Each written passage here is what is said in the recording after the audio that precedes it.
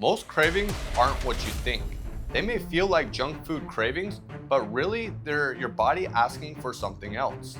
Learn to read them correctly, and you'll finally stop feeling guilty and start feeling good. For years, I thought cravings were just random urges, like my body wanted junk food for no reason. But later I realized that they're not random at all, but rather my body signaling that it needs something important. But the problem is that most people interpret them completely wrong. Then I learned how to decode what my body was actually asking for. And in this video, I'm going to show you how to do exactly the same thing. Because the truth is that cravings are trying to tell you something, but it might not be what you think. Just like if there is a fire alarm going off in your house, you don't know by the fire alarm if it's just burnt toast in the kitchen or an actual fire. So the same thing is with our cravings, we can misinterpret them. For example, it is very likely that a pregnant woman may crave some chocolate, but it's not because she needs the sugar from the chocolate, even though in her mind she wants that sweet chocolate.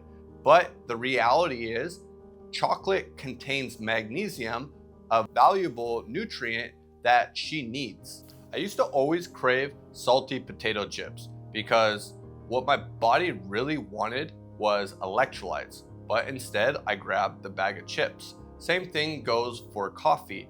I would be fatigued and tired, so I would naturally drink more coffee.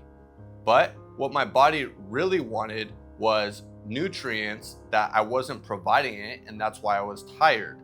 But until I actually fixed what was causing me to be so tired and fatigued, I just kept drinking more and more coffee, trying to give myself the energy, even though the more coffee I drank, the higher my tolerance was, and I just felt like I was gonna go to sleep. I kept up with these bad habits even though my body wanted something entirely different.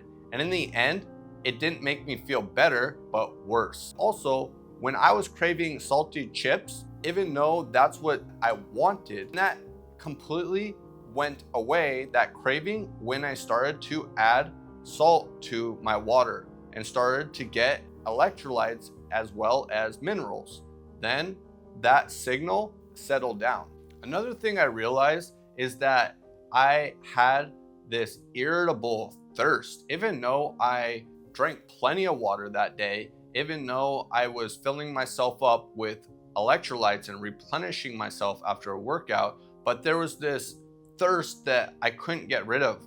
But I realized after I ate a salad or took my vitamins that I was forgetting and got valuable micronutrients in, that thirst diminished. For years, I thought cravings were just some random urges that my body wanted, like randomly just wanting junk food. However, later on, I realized that they aren't random at all, but rather they're my body signaling that I need something important. The problem is that most of the time we interpret them completely wrong. Just like if your car pops on with the check engine light on your dash, you don't just ignore it or pop the fuse expecting for the problem in your engine to go away, but rather you go to the mechanic to solve the problem. So if you are just covering up your cravings and sluggishness and fatigue with other things, it's like you pulling the fuse expecting the problem to go away just because you were able to turn the light off on your dash. So if you're not getting the right nutrients, the right movement, the right sleep that you need, of course you're going to be tired. Of course you're gonna feel sluggish and not feel your best. But what if you could actually crack this code that your body was sending you, this signal, and give it what it needs? How great do you think you would feel? You would feel amazing. I came up with this method, the encryption key, to crack this code so that you can feel your best. Step 1 is to feel it. You have to look at your feelings and really understand them, because all these are signals telling your body specifically it needs something. And after you recognize it, remember what that feeling is, because after you solve it, you'll be able to quickly give it what it needs in the future when you're having that same feeling. Step 2 is to crack it. You have to decode what your body is trying to tell you. You have to interpret it, what it is trying to explain to you, because if you don't, then you're going to end up feeling awful and never actually solve the problem. But just because it is loud doesn't mean the message is clear. When my wife, Riel, left me home for the first time with my newborn baby girl, I was a little worried, because up until that time, she's the one that nursed her. She put her to sleep. She soothed her when she was crying. So I asked her, what do I do if she is crying? How will I know what she needs? And she told me, oh, it's so simple. You have to ask yourself, when's the last time she napped? When's the last time she ate? When's the last time you changed her diaper? And after you do that, you're able to narrow down the list of what was the last thing you did and didn't do. And you're able to easily solve the problem. And it was like a eureka moment for me. It worked. It was just so simple. It was the process of elimination, a simple checklist to realize what I needed to do.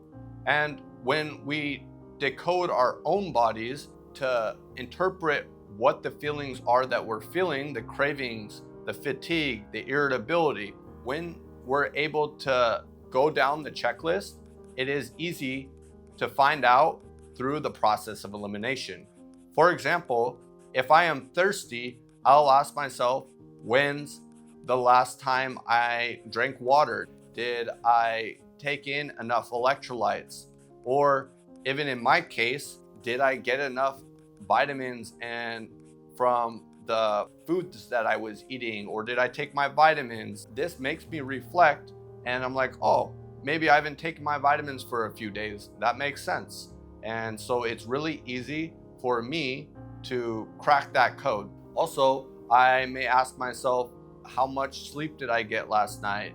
Or did I eat processed foods all day? Or did I eat whole foods? Did I get healthy fats? Did I get enough protein today? Based off my feelings are based off the questions I'll ask. That's step 3, is to fuel it. When you fill your body with the right thing, then you can actually fix what's going on versus just covering up the symptom. This is how you get on the path to feeling great, when you give your body what it actually needs. My toddler, Mordecai, when we just make fresh batch of cookies, he'll wake up the next morning and all he wants is, I want cookies, I want cookies, and he'll scream and yell. But I know that he's really just wants food. But it doesn't matter what kind of food I offer him, he's dead set on the cookies, because that is what he's craving. But just because he eats a cookie for his breakfast and it's more than enough calories for his breakfast, he is continually hungry still, because he didn't give his body what it actually needed. However, after he calms himself down and accepts it and eats a nutritious breakfast, he always feels great afterwards. And most of the time, he doesn't even ask for cookies anymore, because he gave his body what it actually needed instead of what it was screaming for. And it is the same thing for us.